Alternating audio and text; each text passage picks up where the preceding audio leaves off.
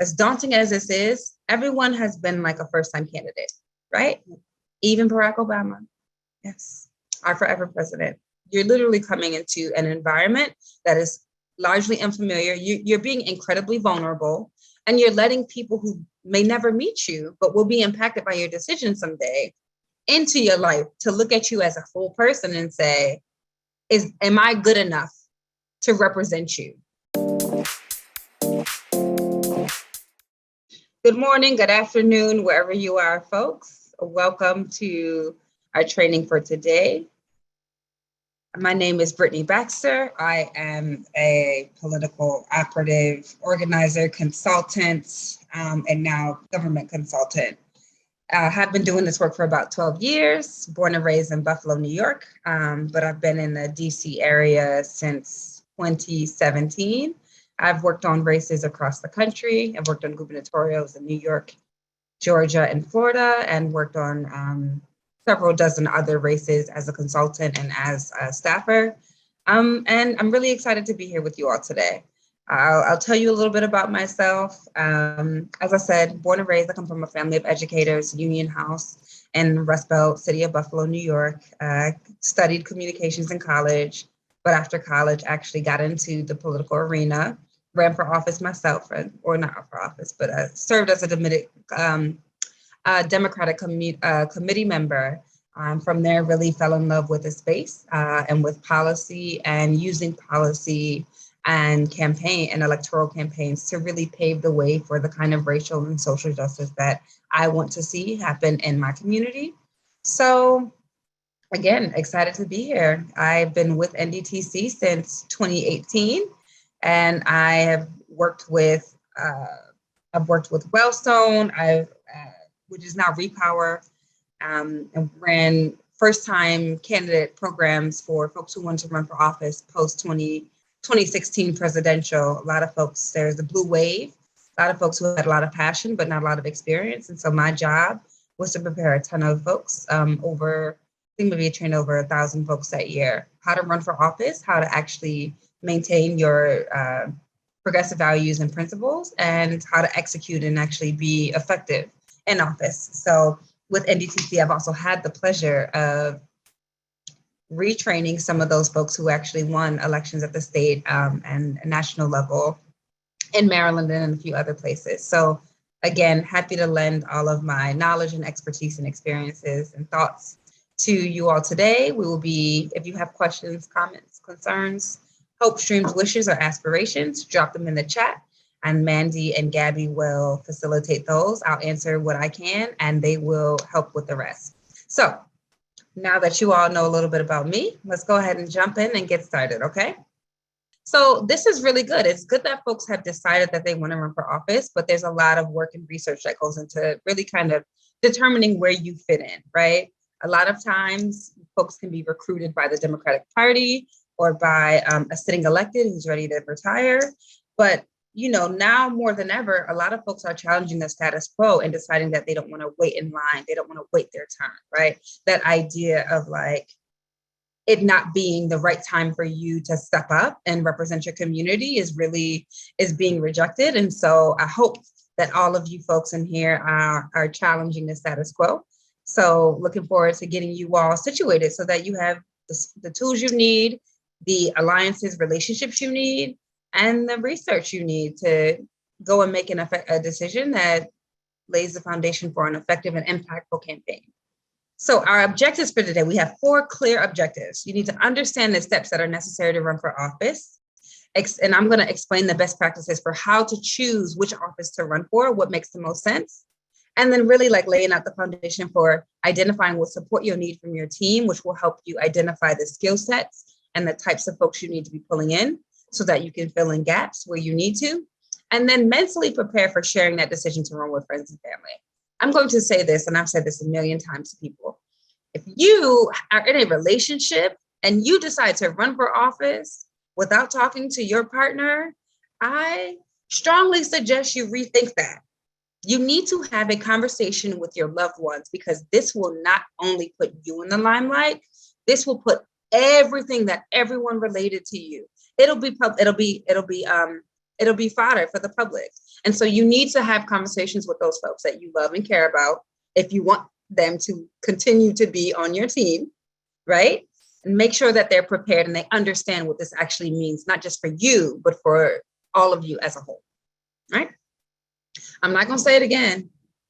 I've told you. So you all know you could not heed that warning if you want to, but I advise that you seriously consider having a nice dinner and explaining to folks what that means for the family, right? Like it can significantly change the dynamic of your relationships, and that's important to keep that in mind. So now that we've established the personal things that we need to check off, let's ask the real question, right? Like, why run for local office? I think a lot of folks are attracted to state and national level work and filling those roles. But the reality is much of what impacts people's daily lives can be changed at the local level. And it's also a great start and a springboard for future ventures if you want to go to higher office, right? Those things, those potholes, the parks, really just having like resources, trash pickup, all of those things are handled at the local level. And so really understanding how your local government works is going to be critical, and understanding where you can fit in.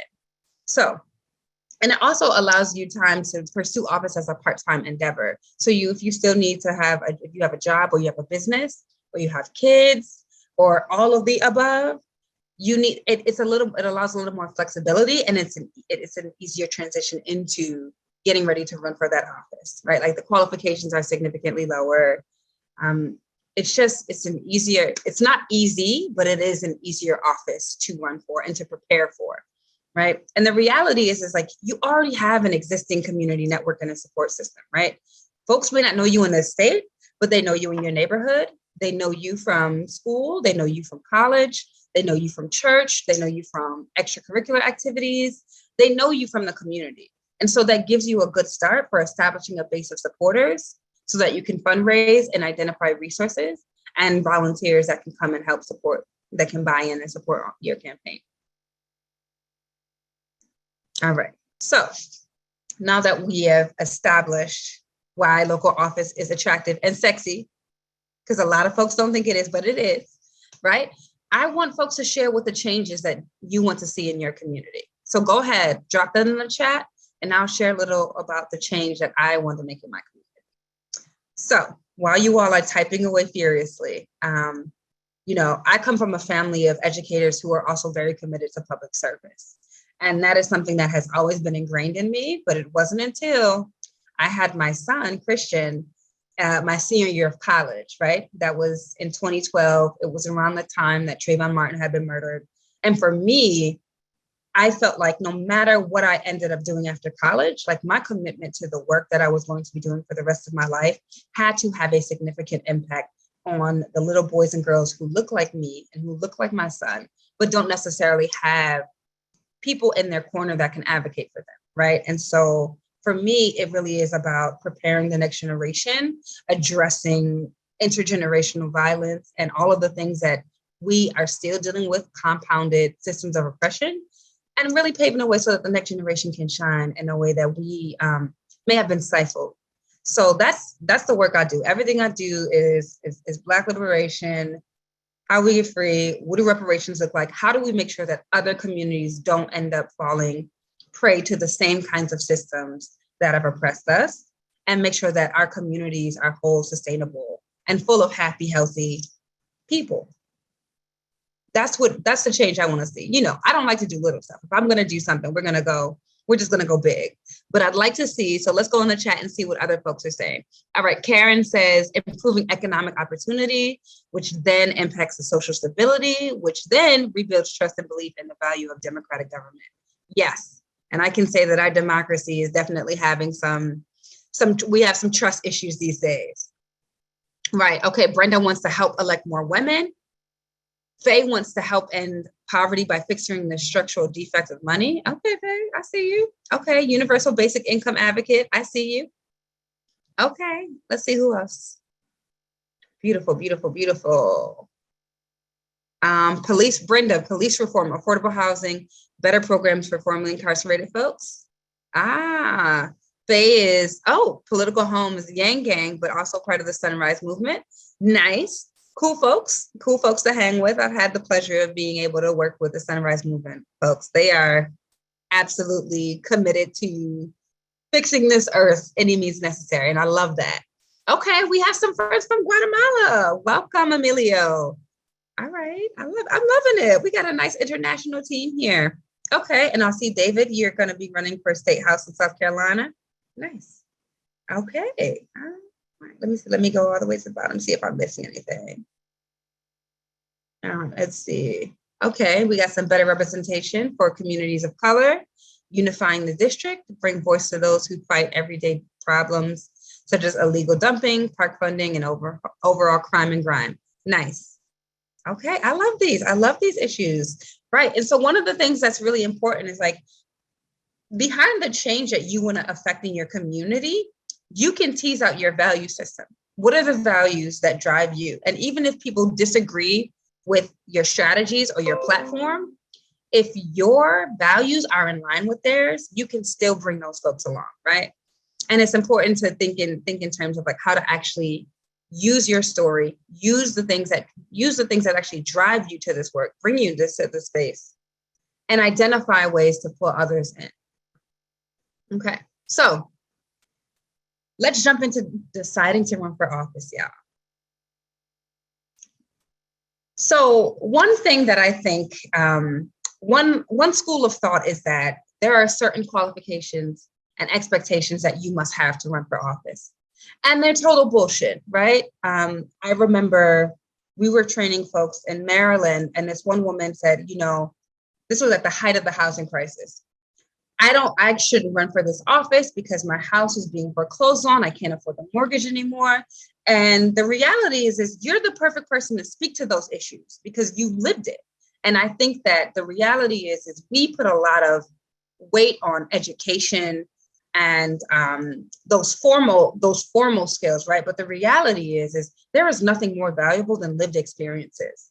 Because the reality is when we look at Congress, when we look at some of our state electeds, and sometimes when we look at local electeds, they are very disconnected from the realities of their constituents because they live a very different life, a very separate life than those who are suffering the most in their communities. And the important thing is that we need the balance. And so this is how we identify, and what's the word I'm thinking of? We identify and prove ourselves to other folks. This is how you listen. I come from a family of educators. I've spent my life in schools. I have actually trained other kids. I've been a babysitter. I have a child now. My kid goes to schools in this district. I am a part of the PTA. I am absolutely qualified to be a part of the school board because I recognize from multiple perspectives what is missing, what's lacking, and how it's impacting the parents, the teachers, and the kids in this district, right? You don't have to be a teacher. You don't have to have a master's degree or a doctorate in childhood education, right? But what you do have to have is the lived experiences of being impacted by these policies and the lived experiences of what it's like to have to navigate these spaces. And that is enough. Also, no, that's not enough. You also need to be willing to do the work, right? I think the most important thing that someone can have is the awareness that it's important to know what you don't know, right? So when you recognize that there is something that is out of your scope of understanding, you are aligning yourself with people who have those lived experiences, who have that background, who can help you shape a perspective, right? Because no one is an expert on everything. It's impossible. So keep in mind, again, in all of this, as daunting as this is, everyone has been like a first-time candidate, right? Even Barack Obama, yes, our forever president. And it's really important that's when you have to be the bravest, because you're literally coming into an environment that is largely unfamiliar. You're being incredibly vulnerable, and you're letting people who may never meet you, but will be impacted by your decision someday, into your life to look at you as a full person and say, am I good enough to represent you?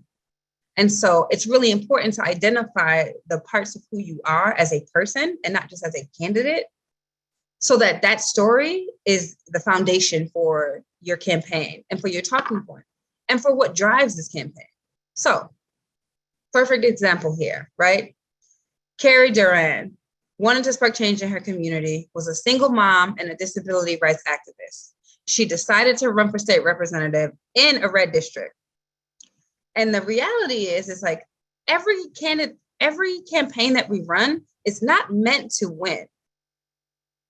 But sometimes when we run these campaigns, it's to trigger a conversation and to open doors for other folks to actually lend their voices to an issue, to be engaged in a space that they're not welcome into, even though they're impacted by policy, right?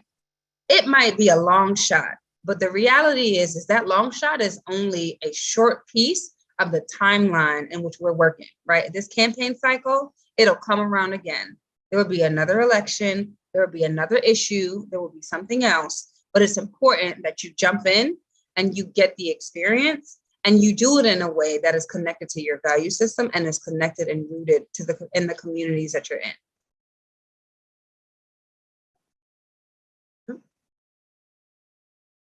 All right.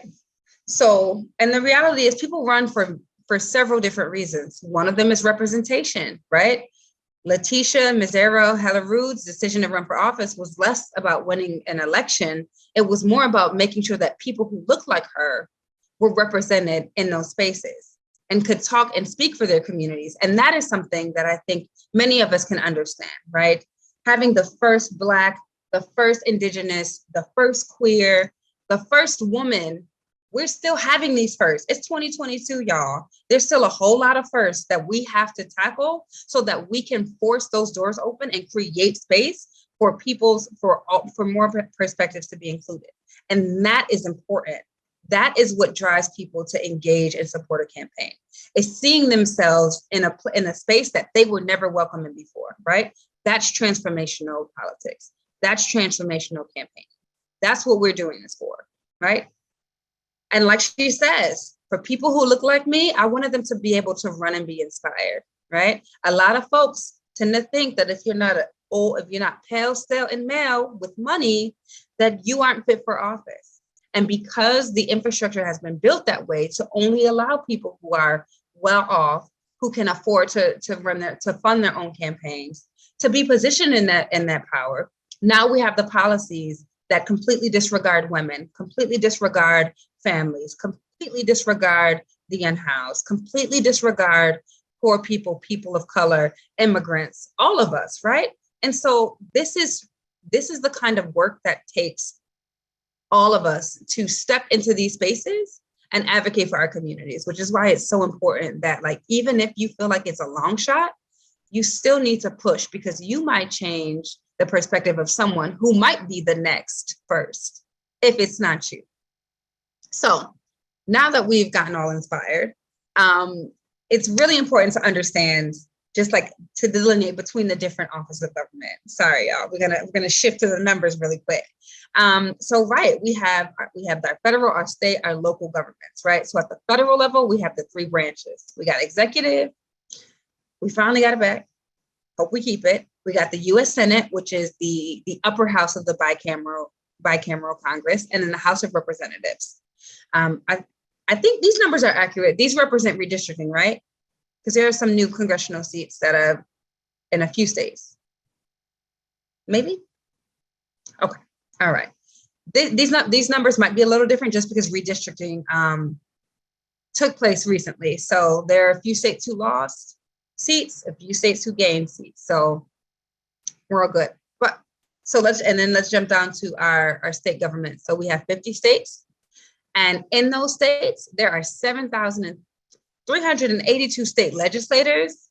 There are over 10,000 state elected offices, and there are over 1,000 state boards. And at the local level, where I think all of us should start, because that's where you have to put in the most work and learn and get your hands dirty. Local government, we have our municipal governments. That's over 135,000 opportunities for folks to run. We have our town and township governments. So over 126,000 opportunities for folks to run. We have our county governments, and that's over 58,000 seats across the country, y'all. Our school districts, which are good places for folks to really get a deep understanding of policy, budgeting, and how it impacts communities. There are 95,000 school board officials in this country. And I guarantee all of them aren't effective. So consider that. And then we also have special districts, right? And that's almost 85,000 special districts. So there are literally over 500,000 opportunities in this country for us to step in and be effective. So thinking about where you live, your state, your local, what's happening on the ground, who are the electeds, whose districts you live in, are they effective? Are they impactful? Is there an adjacent district that you might want to move to because that person won't vacate, thinks that he's going to die in that office, right? Think about it, because there are a lot of times we have folks who hold on to offices because they feel entitled to hold that office because they've been there so long. If you're effective, cool. But at some point, there's only so much that you can do. And that's why I personally believe in term limits. But that's a conversation for another day and another training. So we're going to start having a conversation about how to actually decide what office makes sense for you. A lot of times people see an office that has a lot more public facing interactions, and they're like, that's the office for me. But if you're thinking about going to an office that has nothing to do with the issue you want to tackle, I advise you to pay close attention to this next section. So we have to first start with what drives us, right? So what is the issue or the problem that you care about the most? If you could only choose one, what is that issue? Hold that in your minds. And then I want you to ask yourself, do I know what elected official or body is responsible for fixing that problem? If you don't, that research, we will talk about that a little later in the training, but that research is going to be critical, because the more you look into these offices, the better understanding that you will have about how they actually work. And it's important to understand that just because you think something is not working does not mean that that was not the best compromise or solution for that issue, right? I think a lot of times people do not realize that when you become an elected official, not only is everything your fault, but no solutions you provide are ever going to be good enough, because there are going to be folks who are going to be on this end of the spectrum. There are going to be folks who are going to be on this end of the spectrum, and you have a limited budget, you have limited resources, and you have multiple competing issues, priorities that you have to balance, whether you are in a body or you are an elected official who is over a district, right? And so it is important to do the research to understand how these problems or issues that need to be addressed get addressed, get resolved. And if there are multiple issues that can address the issue, which one are you best suited for? Do you feel like you have the confidence, the relationships, the understanding to serve in an elected seat? Or do you want to be in a body? Because if you are in a body, then that requires a certain level of interpersonal dynamics and organizing that you are going to have to develop. Those skills that you're going to have to cultivate to be able to understand and empower Matt, who's in the body, where they stand, how they can be moved, who are the folks on the outside advocating for issues, who will be putting pressure on folks, and how do you work at develop an inside-outside strategy and execute that in a way to get what your constituents want. Again, just putting this out there so that later on you can go to NDTC's website and go through the modules that will help you think through those processes. All right. I warned y'all, I told y'all that research is critical. So let's talk about the research aspect, the research phase of determining whether or not you should run for office. This is a cycle. First question, are you eligible to run for that office? That's important to know. Are you in the districts? Have you lived there long enough? Are your taxes paid up? Is there anything that might be an inhibitor, might prohibit you from running for that office? When is that position coming up for election next? Is it this year during midterms? Is it in 2 years? Is it in an off year? So how much time do you have to prepare folks to build your foundation for your campaign? After that, you have to look at the incumbent. Is it someone you already have a relationship with? Is it someone that you can't stand and are happy to challenge? Is it a new seat that's being created? Or is it a seat with term limits? So automatically that person's being phased out. After you figure that out, when you think about the election itself, because it's not just you, how many competitors are you going to have? Are you likely to get the Democratic nomination? Do you have to navigate that process? Are you going to have issues there? Will there be Republicans, independents, and other folks running? And then, of course, the thing that I like to tell people all the time is that people don't get in trouble. People get in trouble most when they lose and don't handle filing deadlines. Filing and reporting is critical. The FEC does not play. I have a rule. I believe that you can play around with anybody except for the alphabet agencies, the IRS, the FBI, the CIA, the FEC. I'm not playing with any of them. So the one thing you have to be on point with is making sure that you meet the filing deadlines, that you know when they are, that you have someone who is responsible for having all of that documentation ready, because people have been carried away in handcuffs after losing and thinking that they do not have to actually meet those requirements because they didn't win. Please don't do that. That's a terrible, terrible idea. All right. I think I've reiterated that enough. And then, so once you've answered all of these questions, that leads you to the final point that we're all here to figure out is what office makes the most sense for your background, for your experience, your lived experience, your formal education, the work that you've done, the extracurriculars, the volunteer work, the community service. Where are you best suited to serve? Because we run for office to serve the people. And so this is about where can you be most productive? Where can you get the most work done? Where can you advance your agenda so that it benefits the community in the most efficient and effective way? I saw a hand raised, so go ahead and drop that question in the chat. Let's see, what do we have here? Okay. Yeah, so I see that Lynette knows the people she's running against very well. And that can make for some awkward interactions, but I tell you, it does not matter. If you believe that you are the right person for the job, it's no shade against the other folks. It's just, I think that I have the foresight, the relationships, the experience, the value system that this community needs at this time.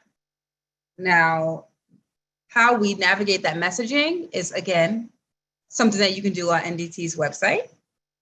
We have modules on how to actually prepare that messaging. So after this, please go create an account. It's free. We have hundreds of modules to get you prepared for the next steps. And then, yeah, I want to ask if folks have any questions here. Let me see. I saw a couple of raised hands. I see some questions in here. Let's see, what are folks saying? All right. I don't see any questions in the chat. Oh, no, I see two raised hands. Who raised their hands? Samuel Pierce, you can go ahead. Sam's question is in the chat. Yes, how are you doing? I just wanted to just ask very quickly, because there was a gentleman talking about county committees, and I think that county committees, ward committees, and precinct captains are very important as we start looking up and down the ballot of getting Democrats elected. And I was wondering, how can we build that at the county, ward, and precinct level so that we can elect more Democratic candidates? Right, so that's a great question. And the reality is that's a long game. You have to recruit people, prepare them, train them to go and run for those seats. And then you have to make sure that they're handling their business while they're in those, right? You have to literally build the infrastructure that exists with your people, which is essentially what different factions of the party already do. So I would identify whether or not there's a faction that's already doing that work that you feel you're aligned with their interests, and work with them, or begin to pull folks together and start doing and start working, building from the ground up. And that's a multi-year plan, right? And that's something that you should absolutely, depending on your relationship with the Democratic Party, whether it's an adversarial one or if it's a beneficial, if it's a friendly one, you figure out what resources already exist and you navigate and build from there. Because I guarantee you there are people already doing that work and who already have strategies on how to build that power and sustain it. A lot of times the disconnect is an age gap, right? There are a lot of the folks who are aging out aren't being replaced with younger folks who just either don't have the capacity or the interest to come through those existing infrastructure. So that's a little research on your part to kind of figure out what the landscape is where you are. Okay. All right. So I'm going to speed up a little bit because I want to make sure we get through this, because it's important now to talk about, once you've decided what office you're running for, why you're running, what makes sense, you got to build your squad. You got to have a team of people who believe in you, who believe in the vision, and who want to be a part of it. So first question, I want folks to drop this in the chat. Who do you lean on, and how might this person support you as you run for office? Who are the folks you trust? Is it some folks that you have relationships in the PTA? Is it some folks that you've been friends with since college? Are you in a sorority or a fraternity and you have sorors or frats that you can align yourself with? Are you a part of business associations, industry associations, any kind of clubs? Who are those folks? Do you have a best friend from third grade who knows everything about you? How is that person an asset to the work that you want to do? Do they have an accounting background? Are they a lawyer? Are they just really good with people and just know how to get people to do things? Because those are our critical skill sets that you're going to need to begin to build this team so that you can figure out your pathway. All right. Perfect. Yep. All right. Let's see. Do we have any other comments in here? No. Okay. Okay. All right. So an understanding of the support team is it's the group of people who support your campaign and you running for office. This again is why it's important to go make sure your partner and your kids and your family members are on the same page as you, because they will become de facto members of your initial team. I told y'all, this is not just a you running, this is me and everybody I know, right? And then so your kitchen cabinet is super important. These are your close, most trusted friends and families, those allies, and people who you consider experts, whose opinions that you highly value, who will tell you the truth, because you need folks who will tell you the truth. A lot of times people don't like to hear bad news or have a reality check, and that can completely make a campaign fall apart. And so it's important that you put folks around you that will check you. Right? So let's think. So let's talk about the best practices for getting started. First, you have to create and register your campaign committee and assemble your kitchen cabinet. These folks need to be on file, stated. It needs to be public information that these are people who are serving as your secretary, as your treasurer, as your de facto campaign advisor. You have to have those roles set. These folks are going to be raising money for you, which means they're going to be on FEC filings. You have to make sure that you are doing everything above board, by the book, from start to finish, right? And so once you've done that, once you've made it official, then you have to go do the research on how to get the general election ballot in your state or locality. Does it require signatures? Do you have to just you have to just sign a declaration that you're running for office? What are the steps for you to begin to initiate that process? To make it, again, because we have to do these things, we have to make it official, right? And once you have that research down, that factors into your campaign plan, which again, you will find modules on the NDTC website that Mandy has linked to the 2 steps on how to develop your campaign plan piece by piece. It is really important that you are breaking down the phases of your campaign and working back from election day. What do we need to do to get here? How much time do we have? What are the milestones and the benchmarks that we need to be hitting? What are the fundraising milestones? What are how many touches with voters do we need to have?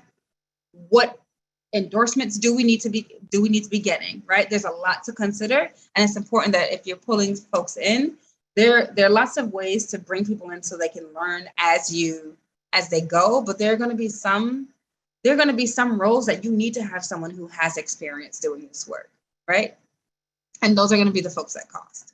So your campaign plan, right? It's your fundraising plan, your communications plan, internal and external, your field plan, which is what's our win number? How do we get to that win number? Is that win number something that we can do? How many folks do we have now? And how many touches do we need to get to those folks? And how are we getting to them?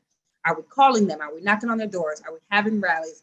Where are we going to meet and have relationships with these people so we can have conversations to ascertain where they stand on you as a candidate and your platform, right? And then, of course, we need our digital strategy plan because, again, it's 2022 and a whole lot of folks are still on punishment and in the house because of COVID. And so that has dramatically changed the way that we run campaigns. So that also gives you more space and leverage to be creative. And please do not forget, GOTV, you have to have a plan for GOTV. It cannot just be, let's just go out into the community and blanket everyone with literature. No, you need to hit the folks who have committed to support you and who are likely to support you, remind them what they need to do, where they need to go, make sure they have the information they need. And you need to focus on getting those folks to the polls and being engaged in the community the weekend, the week, during the GOTV period leading up to Election Day. Okay. So we want to give you all a sense of what it actually looks like a day in the life of a candidate. And it is no joke. I actually am laughing because this stops at like 8, 9 o'clock. And a lot of times that's just not the reality, right? You're starting out early. You need to make sure that you carve out time for yourself because you need to have balance because this is going to be a very demanding time. It's almost, I compare it to anyone who's a lawyer who's had to take the bar. This is similar to that time when you're studying. It's a blitz of full court press, running, engaging, talking to as many people as you can, making sure that you're showing up in the public, making sure you're setting up events, making sure that people have access to you. It's important to make sure that you are incredibly focused on managing your time. If you are not good with managing your time, like me, I advise you identify someone you trust to manage your calendar. You are going to need that person because they are going to need to be able to tell you when it's time for you to sit your behind down and take a deep breath and eat something and maybe take a shower so that you can reset your mind and go to the next thing because it is going to be constant, go. If you're not talking to voters and kissing babies, you're going to be on the phone dialing for dollars.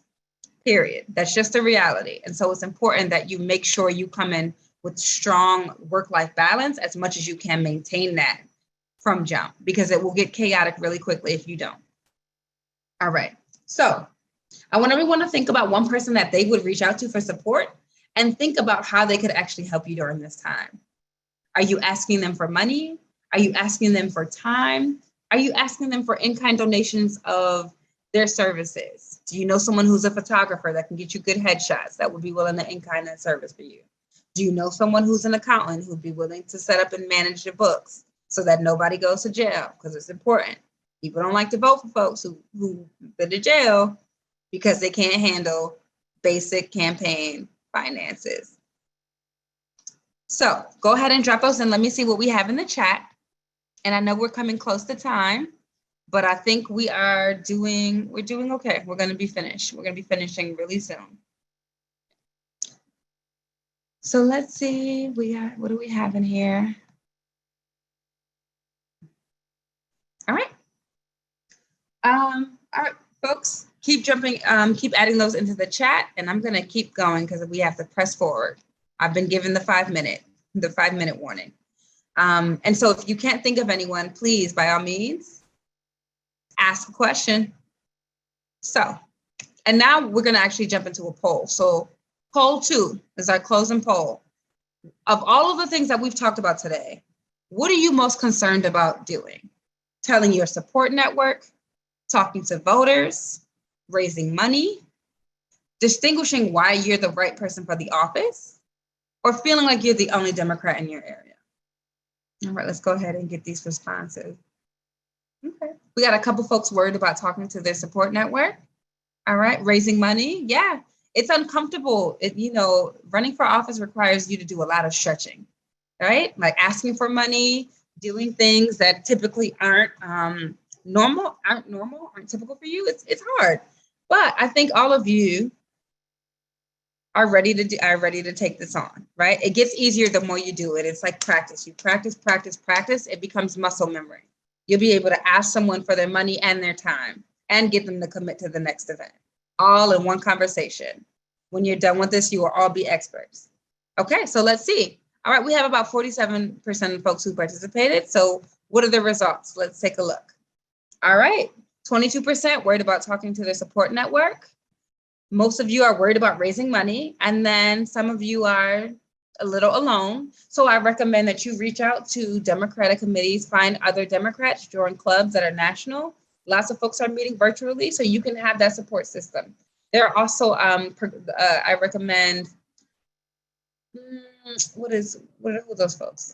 Progressive Elected Network. There are networks of progressive folks. There's this network support, so you can get policy, you can have conversations with other electeds, you can identify and learn how to get lessons from folks who have already been through what you're going through. So it's important to just tap into those networks. And also NDTC has a ton of electeds that we have helped get elected that we can plug you in with. All right. So I know we're rushing a little bit, y'all, but I want to make sure we get the things. We've come to the end of our training today. And so we want next steps for you. We want you to join our 30-day challenge. So our 30-day challenge is literally the way to just kind of jumpstart your run for office, help you develop day by day a simple task to move you forward in the process for announcing your candidacy. So by the end of the challenge in 30 days, you'll be ready to run for office, to launch your campaign and to run for office. So there's a link here that we'll drop in the chat so that you all can get ready, get set, and go forth and conquer. All right. So now that we are done, I want to make sure that you all jump into the Facebook community. And again, this is where we share best practices, we ask questions, learn more about resources, and then you can be connected to other Democrats running for office, which is really important. And then lastly, we have some of those incredible modules I was telling you all about. There are 3 that you should absolutely start with. So next, so you think you can run, getting your campaign off the ground, and then building your network. Those are all critical pieces for laying a strong foundation for your campaign.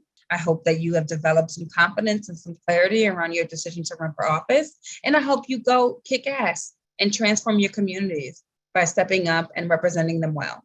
Hi, I'm Katie Porter, and I represent California's 45th District and the people of Orange County. For more like this, please sign up at traindemocrats.org. Thanks so much for watching.